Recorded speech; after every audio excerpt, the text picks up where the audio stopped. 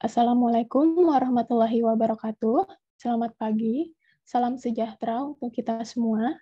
Sebelumnya terima kasih kepada Ibu Iman Tias MPD selaku dosen pengampu mata kuliah pengembangan kurikulum sekolah dasar yang telah memberikan kesempatan kepada kelompok kami untuk memimpin diskusi pada pagi hari ini. Adapun materi yang akan didiskusikan yaitu mengenai hakikat isi kurikulum SD serta korelasinya dalam Merdeka Belajar. Next.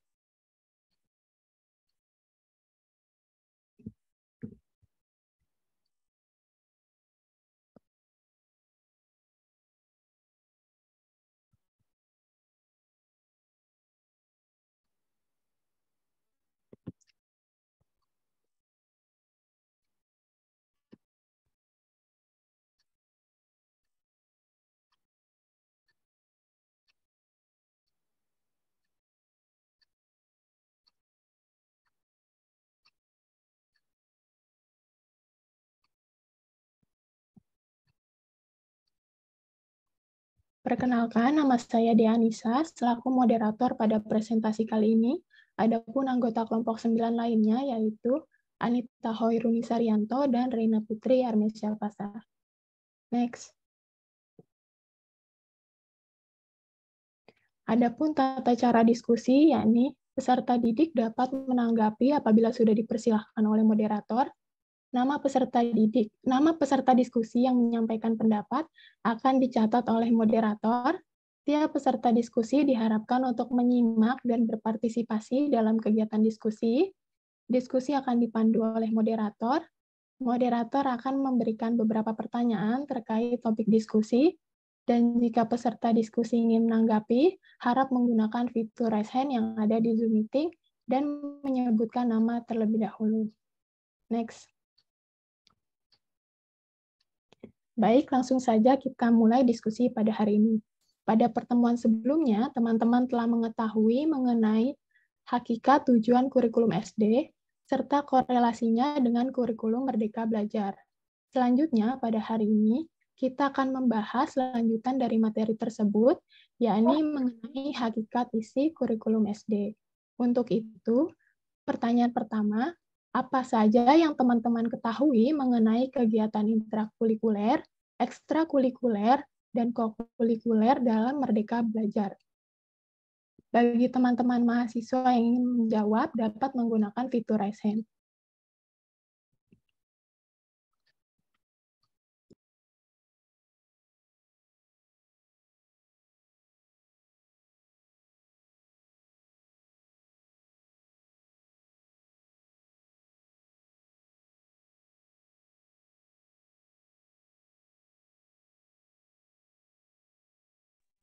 Boleh kepada Hanisha dipersilahkan.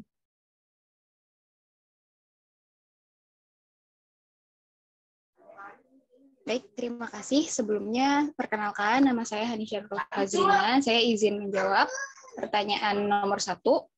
Kurikulum ini merupakan sebuah jantung dari sebuah pendidikan. Dan kurikulum yang baik adalah kurikulum yang sesuai dengan zamannya. Kurikulum ini bersifatnya dinamis dan terus berkembang atau diadaptasi sesuai dengan konteks dan karakteristik murid demi membangun kompetensi sesuai kebutuhan mereka di masa kini dan di masa depan. Dalam merancang kurikulum harus menempatkan kebutuhan, pendapat, pengalaman, hasil belajar, serta kepentingan siswa sebagai rujukan utama. Karena kurikulum dirancang untuk siswa, sehingga struktur kurikulum Merdeka yang dikembangkan harus memperlihatkan kebutuhan siswa agar dapat mewujudkan seluruh kompetensi yang diharapkan dari kurikulum, yaitu pihak guru, orang tua, dan pemerintah yang harus melakukan kolaborasi. Lalu untuk proses pembelajaran dengan paradigma baru dilaksanakan melalui kurikulum Merdeka yang memuat program intrakurikuler, program ekstrakurikuler, dan proyek penguatan profil pelajar Pancasila. Lalu untuk kegiatan intrakurikuler adalah kegiatan utama yang ada di sekolah, dilakukan dengan menggunakan alokasi waktu yang telah ditentukan dalam struktur program Kegiatan ini dilakukan guru dan siswa dalam jam-jam pelajaran setiap hari. Intrakurikuler berisi muatan atau mata pelajaran yang harus dipelajari oleh siswa dan muatan tambahan lainnya seperti muatan lokal. Jika memang ada di satuan pendidikannya, kegiatan pembelajaran dalam kelas diharapkan dapat mengembangkan kompetensi siswa sesuai dengan capaian pembelajaran pada fasenya. Lalu untuk kegiatan ekstrakurikuler atau school adalah kegiatan tambahan yang dilakukan di luar jam pelajaran yang dilakukan baik di sekolah ataupun di luar sekolah dengan tujuan untuk mendapatkan tambahan pengetahuan, keterampilan, dan wawasan serta membentuk karakter peserta didik sesuai dengan minat dan bakatnya masing-masing. Lalu untuk kokurikuler yaitu merupakan bagian yang dilaksanakan untuk penguatan, pendalaman, atau pengayaan kegiatan intrakurikuler. Kokurikuler dilaksanakan di luar jam pelajaran biasa, termasuk waktu libur, serta dapat dilakukan di sekolah ataupun di luar sekolah untuk menunjang pelaksanaan intrakurikuler.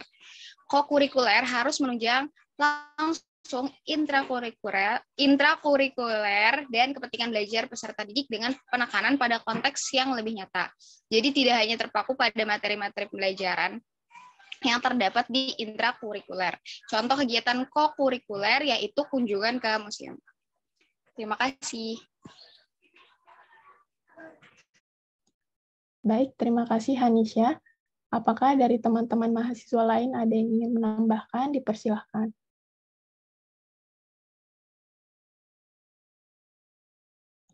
Baik, jika tidak ada, untuk kelompok 9 boleh menanggapi atas jawaban Hanisha.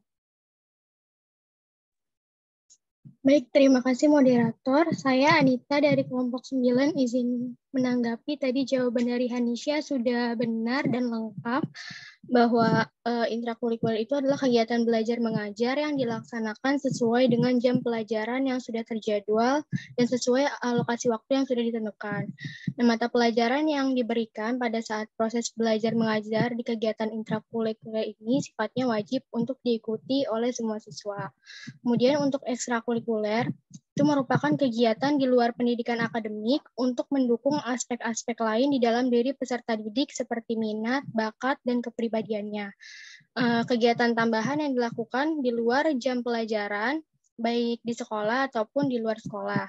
Lalu untuk kokurikuler, merupakan kegiatan yang dilaksanakan untuk penguatan, pendalaman, atau pengayaan kegiatan intrakurikuler. Kegiatan ini dilaksanakan untuk mengoptimalkan penguatan pendidikan karakter pada peserta didik.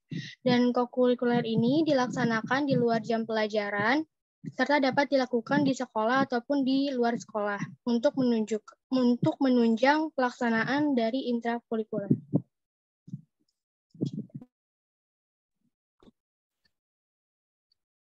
Baik, terima kasih kelompok 9 atas tanggapannya. Untuk pertanyaan selanjutnya mengenai apa saja tujuan dan fungsi dari adanya kegiatan intrakurikuler, ekstrakurikuler, dan kokurikuler. Bagi teman-teman yang ingin menanggapi, boleh langsung raise hand.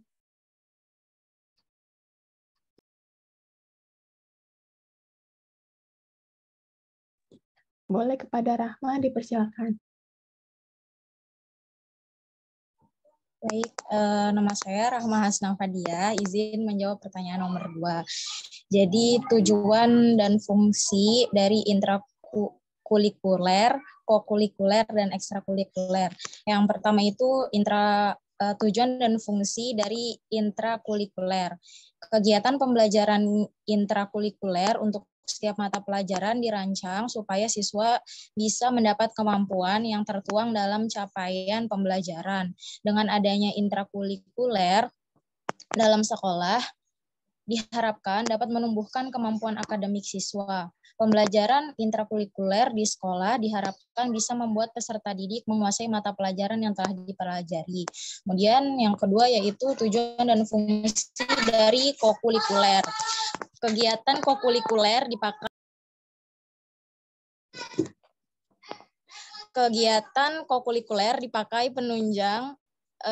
untuk menunjang dari praktik program intrakurikuler dengan acuan utama peserta didik bisa mendalami materi yang sudah diperoleh.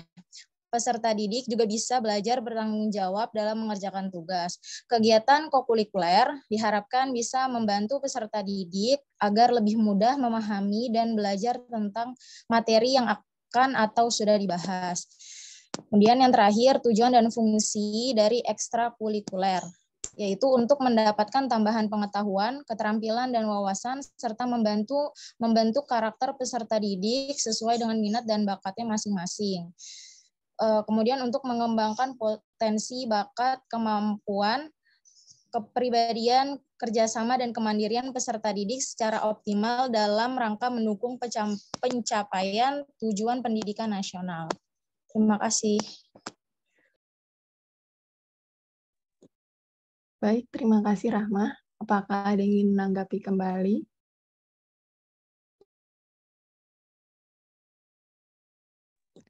Baik, jika tidak ada, untuk kelompok 9 boleh menanggapi atas jawaban Rahma. Jadi tadi seperti yang sudah disebutkan oleh Rahma tadi ya, mengenai tujuan dan fungsi dari kegiatan pembelajaran intrakurikuler, kurikuler, dan ekstrakurikuler di sekolah.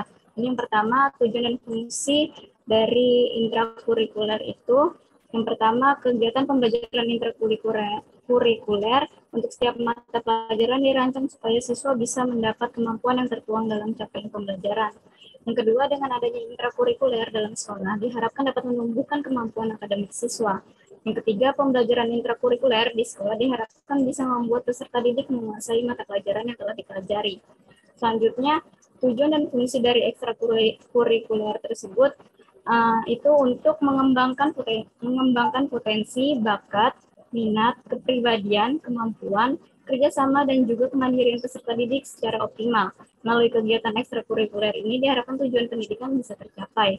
Nah, yang terakhir ini tujuan dan fungsi dari kokurikuler. Yang pertama itu kegiatan kokurikuler dilaksanakan guna menunjang praktik program intrakurikuler sehingga siswa dapat memperdalam dan menguasai materi yang diberikan. Selain itu, siswa juga diharapkan dapat bertanggung jawab menyelesaikan tugas yang diberikan. Yang kedua, kegiatan kokurikuler diharapkan mampu membantu peserta didik lebih mudah memahami dan mempelajari sebelum dan sesudah materi pembelajaran yang diberikan.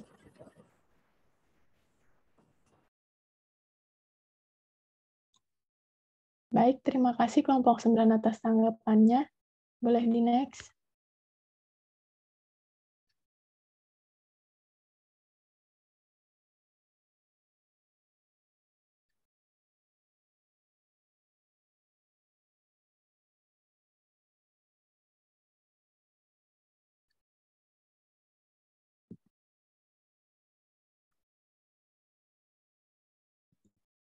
Untuk pertanyaan selanjutnya mengenai apa saja manfaat dari adanya kegiatan intrakurikuler, ekstrakurikuler, dan kokurikuler. Bagi yang ingin menanggapi, boleh raise hand. Boleh kepada Intan, dipersilakan. Baik, terima kasih moderator. Saya Intan Lestari Puswasari izin menanggapi mengenai apa aja sih manfaat dari intrakurikuler, kokurikuler, sama ekstrakurikuler. Yang pertama, manfaat dari adanya kegiatan intrakurikuler adalah peserta didik memiliki kemampuan yang sesuai dengan capaian pembelajaran yang sudah ada. Lalu meningkatkan kemampuan akademik siswa karena mendapatkan pengajaran secara langsung dari guru secara face to face. Lalu ada pula manfaatnya adalah materi mata pelajaran dapat dipahami dengan baik sebagai ilmu peserta didik untuk saat ini, saat ujian, ataupun di jenjang sekolah berikutnya. Nah, lalu yang kedua adalah manfaat kegiatan ekstrakurikuler. Yang pertama adalah membentuk karakter peserta didik, seperti tanggung jawab, mandiri, kerjasama, toleransi, dan lain-lain. Lalu mengasah minat dan bakat yang dimiliki peserta didik. Lalu yang selanjutnya sarana refreshing yang mendidik bagi peserta didik. Peserta didik dapat menyalurkan rasa stres dan kejenuhannya melalui kegiatan ekstrakurikuler yang diikuti. Lalu meningkatkan prestasi non-akademik melalui kegiatan perlombaan yang diikutinya, dan melatih kemampuan bersosialisasi. Lalu manfaat dari kegiatan kokurikuler adalah yang pertama, menanamkan dan mengembangkan karakter baik pada peserta didik. Lalu melatih serta mengembangkan keterampilan di bidang sosial untuk para peserta didik yang menjalankan kegiatan kokurikuler. Lalu menumbuhkan jiwa kepemimpinan pada peserta didik. Dan yang kemudian adalah mendorong dan menstimulasi tumbuhnya penghargaan pada keberagaman, lalu meningkatkan semangat diri pada isu global yang sedang banyak dibicarakan oleh publik, dan yang terakhir, mengembangkan kemampuan di bidang literasi dan numerik. Seperti itu, moderator. Terima kasih. Baik, terima kasih Intan. Apakah ada yang ingin menambahkan? Dipersilakan. Boleh Nurul, dipersilakan. Baik, terima kasih moderator. Jadi saya izin menambahkan jawaban dari Intan bahwa seperti apa yang sudah dijelaskan oleh teman-teman sebelumnya, bahwa intrakurikuler itu merupakan kegiatan belajar mengajar yang dilaksanakan sesuai dengan jam pelajaran yang sudah terjadwal dan juga sesuai alokasi yang sudah ditentukan. Nah, dengan adanya kegiatan intrakurikuler ini, khususnya dalam kurikulum Merdeka, diharapkan dapat memberikan manfaat yang baik untuk siswa dalam memahami mata pelajaran yang diajarkan. Selain itu juga ada beberapa manfaat lainnya dari kegiatan intrakurikuler, seperti peserta didik memiliki kemampuan yang sesuai dengan capaian belajar siswa yang sudah tertuang. Yang kedua, kemampuan akademik siswa meningkat karena akan mendapatkan pengajaran secara langsung dari guru. Dan yang ketiga, materi mata pelajaran dipahami siswa dengan baik, baik sebagai ilmu peserta didik untuk saat ini, saat ujian, ataupun untuk jenjang sekolah selanjutnya. Nah, yang selanjutnya ada manfaat ekstrakurikuler bagi peserta didik. Manfaat kegiatan ekstrakurikuler itu dibagi menjadi 3. Yang pertama dari segi kognitif. Manfaat ekstrakurikuler dari segi kognitif itu yang pertama itu ilmu pengetahuan yang didapatkan siswa lebih kontekstual atau nyata. Jika dalam kegiatan intrakurikuler, kebanyakan siswa mempelajari hal-hal yang bersifat teoritis, maka pada kegiatan ekstrakurikuler, siswa akan lebih banyak belajar hal yang bersifat praktis atau praktikum. Nah, yang kedua, kegiatan ekstrakurikuler ini bermanfaat karena sebagai ajang pengembangan ilmu pengetahuan siswa. Manfaat lainnya dari kegiatan ekstrakurikuler bagi siswa yaitu kegiatan ekstrakurikuler menjadi wadah untuk mengembangkan pengetahuan anak. Misalnya, dalam kegiatan intrakurikuler, anak diajarkan tentang kepemimpinan. Maka dalam kegiatan ekstrakurikuler, anak akan lebih memaknai sikap kepemimpinan tersebut seperti apa gitu. Misalnya, seorang pemimpin itu harus memiliki sikap tanggung jawab, berani, jujur, dapat dipercaya, dan lain-lain. Yang ketiga, dapat melatih kemampuan berpikir anak, karena kebanyakan kegiatan ekstrakurikuler itu menyajikan materi yang menantang kemampuan anak, seperti games, perlombaan, petualangan, kerjasama tim, dan lain-lain. Yang pada hakikatnya, kegiatan tersebut berkaitan erat dengan kemampuan berpikir siswa dalam menyelesaikan masalah. Nah, kalau dari segi afektif itu, kegiatan ekstrakurikuler bermanfaat untuk mengajarkan anak bagaimana interaksi dengan sesama, mengajarkan anak tentang pentingnya kerjasama, mengajarkan anak mengenai sikap disiplin, terus juga menjadikan anak menjadi lebih mandiri dan juga berani. Sedangkan kalau dari segi psikomotorik, kegiatan ekstrakurikuler ini bermanfaat untuk menemukan bakat dan juga menyalurkan minat siswa. Yang terakhir, ada manfaat kokurikuler. Kalau bagi siswa itu, manfaat kokurikuler dapat menumbuhkan serta mengembangkan karakter yang baik untuk perkembangan kepribadian siswa. Yang kedua, dapat melatih keterampilan sosial dan juga dapat menumbuhkan jiwa kepemimpinan siswa. Yang ketiga, dapat melalui diskusi dan juga bahan ajar yang diberikan oleh guru, kemampuan siswa di bidang literasi numerasi juga dapat meningkat. Dan yang terakhir, siswa bisa lebih mawas diri terhadap isu-isu global. Nah, itu juga kokurikuler ini juga bermanfaat bagi guru gitu. Karena dengan kokurikuler dapat menunjang kegiatan intrakurikuler yang sebelumnya telah diberikan oleh guru ketika di dalam kelas. Jadi adanya kokurikuler ini bukan sekadar meningkatkan pemahaman siswa saja, tetapi guru juga bisa menumbuhkan karakter yang baik, kemampuan bekerja dan juga kepemimpinan dalam kelompok. Dan yang terakhir, kokurikuler dapat bermanfaat karena proses pembelajaran akan terasa lebih menyenangkan dan juga tidak membosankan, sehingga dapat memberikan ruang dan waktu siswa untuk membentuk karakter. Hal ini juga dapat mempermudah guru untuk memberikan proyek serta tujuan akhir yang akan dikerjakan oleh siswa. Terima kasih. Baik, terima kasih Nurul. Apakah ada teman-teman yang ingin menambahkan kembali? Dipersilakan.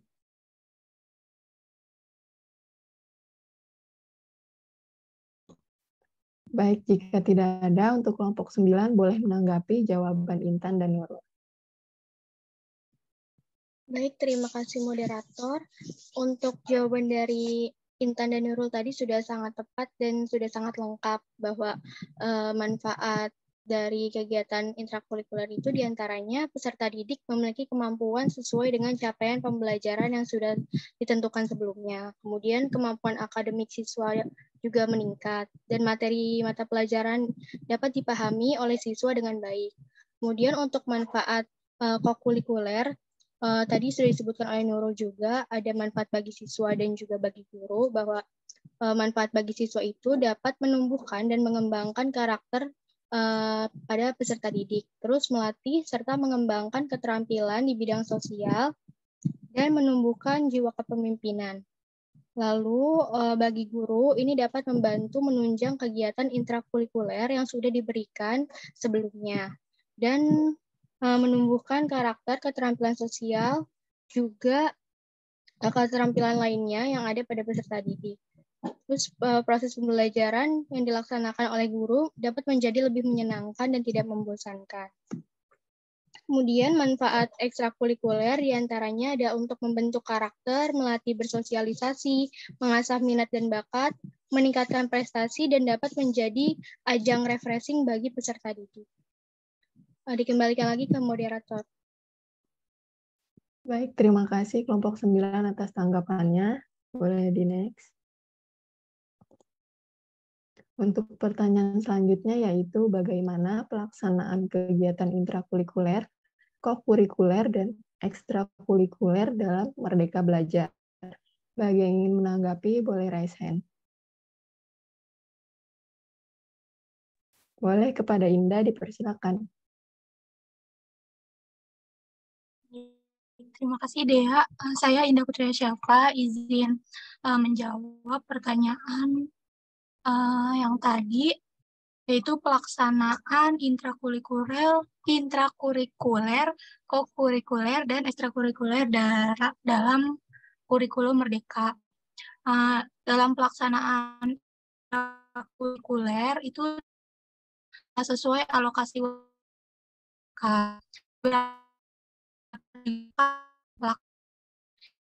intrakurikuler pada kurikulum itu menggunakan banyak metode pengajaran dan pendekatan belajar agar terwujud misi kurikulum Merdeka, yaitu Merdeka Belajar, Merdeka Bermain. Lalu yang kedua, menggunakan banyak instrumen asesmen yang memiliki kebermaknaan gitu saat menilai proses dan capaian peserta didik. Lalu yang ketiga, contoh kegiatan intrakurikuler di sekolah dasar ini terdiri dari mata pelajaran pendidikan agama dan Kerti, Bahasa Indonesia, Ilmu Pengetahuan Alam dan Sosial, Matematika, Pendidikan Jasmani dan Olahraga, Seni Budaya, dan Bahasa Inggris. Lalu, pelaksanaan kokurikuler. Contoh pelaksanaan di sekolah dasar ini ada EduTrip. EduTrip ini bisa dilakukan dengan mengunjungi museum, kebun binatang, dan lainnya dengan tujuan untuk memperdalam pengetahuan terkait pembelajaran sesuai tema. Lalu ada Calistung. Nah, Calistung ini siswa diharapkan bisa memperdalam cara baca, tulis, dan hitung. Program ini sih biasanya dilakukan untuk siswa kelas 1, 2, dan 3 untuk menunjang pembelajaran reguler. Festival karya anak ini bisa dilakukan dengan menampilkan hasil karya siswa yang sudah dibuat sebelumnya. Selain itu juga bisa menampilkan bakat dari para siswanya. Lalu yang keempat ada bakti sosial. Jadi aktivitas ini dapat dilakukan di lingkungan sekitar sekolah untuk membantu orang-orang yang kurang mampu dengan membersihkan lingkungan dan mengumpulkan dana. Lalu yang ketiga ada pelaksanaan ekstrakurikuler. Ekstrakurikuler ini dilaksanakan di luar jam pelajaran dan dapat dilaksanakan di luar maupun di dalam sekolah. Pelaksanaannya dapat dikembangkan oleh sekolah sesuai dengan kapasitas dan minat karakteristik siswa. Terdapat beberapa ekstrakurikuler yang wajib. Contohnya itu ada pramuka, dan olahraga seperti futsal, basket, voli, pencaksilat. Lalu ada seni seperti tari dan melukis. Terima kasih. Baik, terima kasih Indah. Apakah ada yang ingin menanggapi kembali? Dipersilahkan.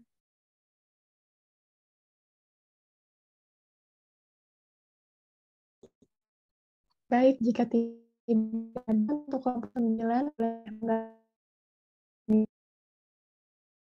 Terima kasih, moderator. Jadi seperti yang tadi sudah dijelaskan oleh Indah secara lengkap mengenai pelaksanaan kegiatan pertama itu intrakurikuler dilaksanakan sesuai alokasi waktu yang sudah ditentukan. Nah, beberapa metode yang dapat digunakan dalam pelaksanaan intrakurikuler pada kurikulum merdeka itu yang pertama menggunakan banyak metode pengajaran dan pendekatan belajar agar terwujud misi kurikulum merdeka, yaitu merdeka belajar dan merdeka bermain.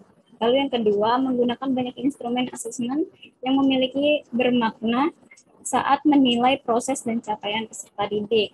Nah, yang selanjutnya itu ada pelaksanaan kokurikuler, di mana contoh pada pelaksanaan di SD-nya itu ada seperti EduTrip dengan mengunjungi museum, kebun binatang, dan lainnya dengan tujuan untuk memperdalam pengetahuan terkait pembelajaran sesuai tema.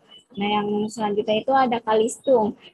Kalistung ini biasanya diprogramkan untuk kelas rendah untuk menunjang pembelajaran reguler. Nah, yang selanjutnya lagi itu ada festival karya anak yang biasa dilakukan dengan menampilkan hasil karya siswa yang sudah dibuat sebelumnya untuk menampilkan bakat para peserta didik.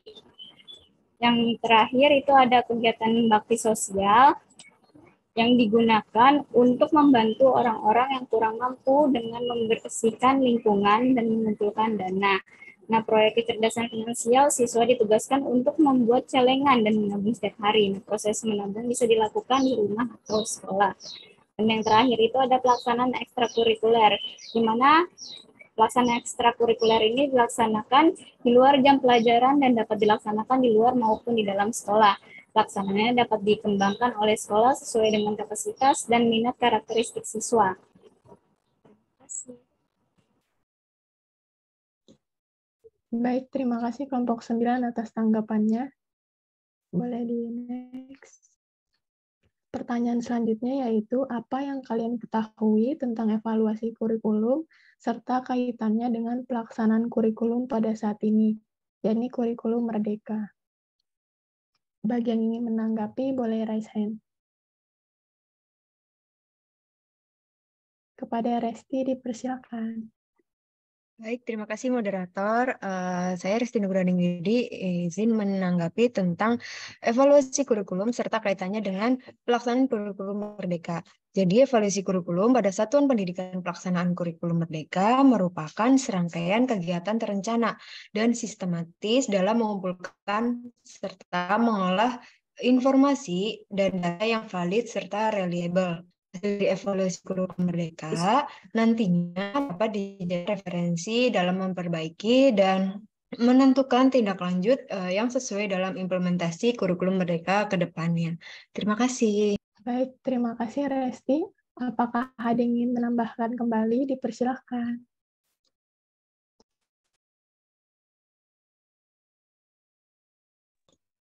Baik, jika tidak ada untuk kelompok 9, boleh menanggapi jawaban Resti. Baik, untuk jawaban Resti tadi sudah benar terkait evaluasi kurikulum serta kaitannya dengan pelaksanaan kurikulum merdeka. Evaluasi kurikulum pada Satuan Pendidikan Pelaksanaan Kurikulum Merdeka merupakan serangkaian kegiatan yang terencana dan sistematis dalam mengumpulkan dan mengolah informasi agar menjadi informasi yang valid dan reliable. Kemudian evaluasi kurikulum pada Satuan Pendidikan Pelaksanaan Kurikulum Merdeka bertujuan untuk menguji efektivitas, efisiensi, relevansi, dan kelayakan rancangan dan implementasi kurikulum serta pembelajaran pada Satuan Pendidikan Pelaksanaan Kurikulum Merdeka. Nantinya hasil dari evaluasi implementasi kurikulum merdeka dapat dijadikan sebagai referensi dalam memperbaiki rapor pendidikan serta digunakan untuk menentukan tindak lanjut yang sesuai dalam implementasi kurikulum merdeka ke depannya. Dikembalikan lagi ke moderator. Baik, terima kasih kelompok 9 atas tanggapannya. Untuk pertanyaan selanjutnya, boleh di next. Pertanyaan selanjutnya yaitu apa saja prinsip evaluasi pembelajaran dalam kurikulum merdeka? Bagi yang ingin menanggapi, boleh raise hand. Kepada Saidah, boleh dipersilakan. Baik, saya Saidah Kamila izin menjawab. Terdapat 5 prinsip evaluasi pembelajaran kurikulum merdeka, yakni sebagai berikut. Yang pertama itu kondisi peserta didik. Pembelajaran dirancang dengan mempertimbangkan tahap perkembangan dan tingkat pencapaian peserta didik saat ini, sesuai kebutuhan belajar, serta mencerminkan karakteristik dan perkembangan yang beragam, sehingga pembelajaran menjadi bermakna dan menyenangkan. Yang kedua, pembelajaran sepanjang hayat. Pembelajaran dirancang dan dilaksanakan untuk membangun kapasitas untuk menjadi pembelajar sepanjang hayat. Yang ketiga, holistik. Proses pembelajaran mendukung perkembangan kompetensi dan karakter peserta didik secara holistik. Yang keempat itu relevan. Pembelajaran yang relevan, yakni pembelajaran yang dirancang sesuai konteks, lingkungan, dan budaya peserta didik, serta melibatkan orang tua dan masyarakat sebagai mitra. Yang terakhir yaitu berkelanjutan atau kontinu. Pembelajaran berorientasi pada masa depan yang berkelanjutan. Terima kasih. Baik, terima kasih Saidah. Apakah ada yang ingin menanggapi kembali? Persilakan.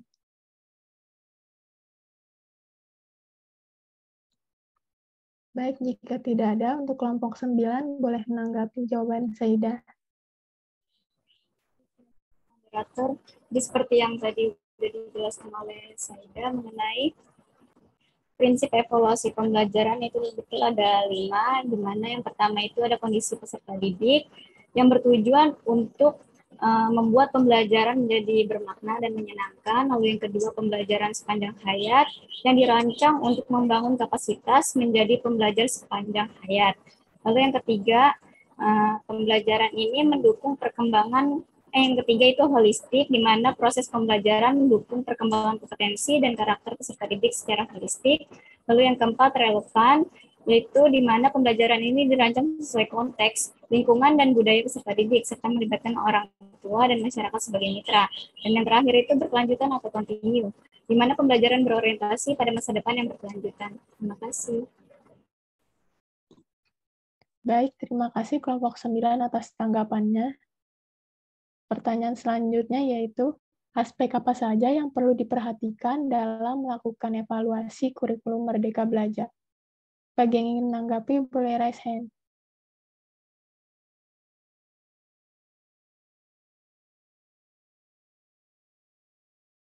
Kepada Diana, dipersilakan.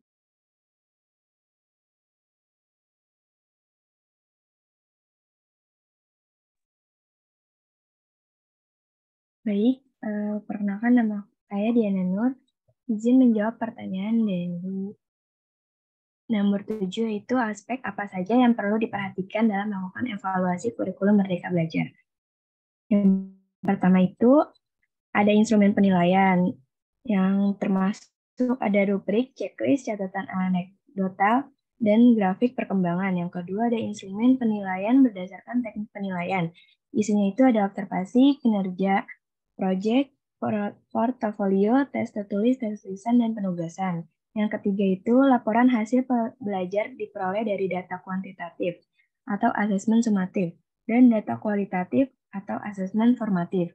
Yang keempat, nilai raport diperoleh dari nilai akhir sumatif, lingkup materi, dan sumatif akhir semester. Yang kelima, pembobotan dalam perhitungan nilai raport ditetapkan oleh satuan pendidikan. Yang keenam, nilai dibandingkan dengan tujuan capaian belajar diberi tanda bintang jika nilai belum memenuhi ketuntasan tujuan pembelajaran atau KKM. Dan yang terakhir, yang ketujuh, penilaian formatif bertujuan untuk pertimbangan deskripsi capaian kompetensi pada raport. Sekian, terima kasih. Baik, terima kasih Diana. Apakah ada yang ingin menambahkan? Dipersilakan.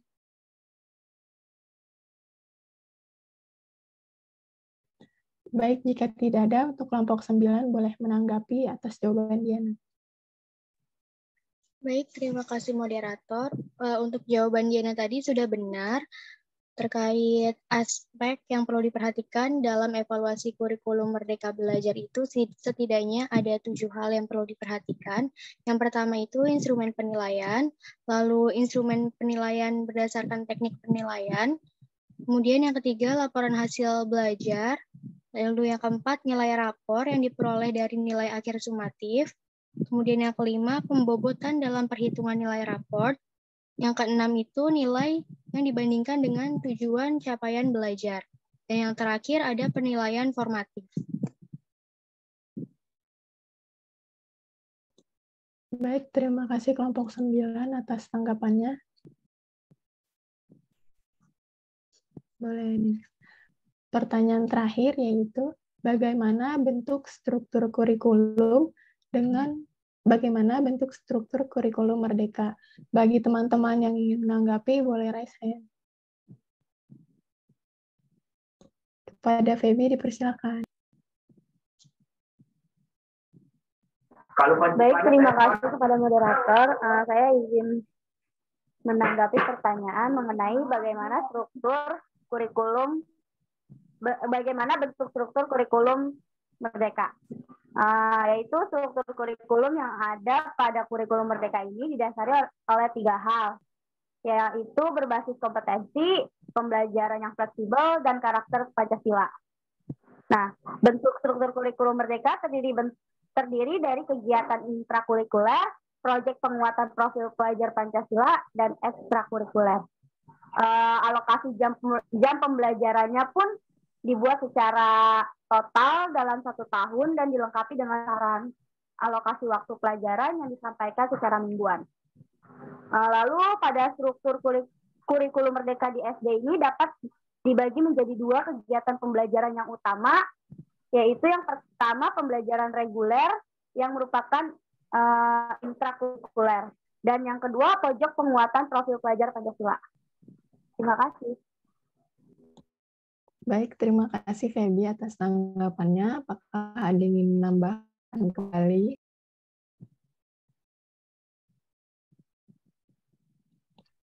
Baik, jika tidak ada, untuk kelompok 9 boleh menanggapi jawaban Feby.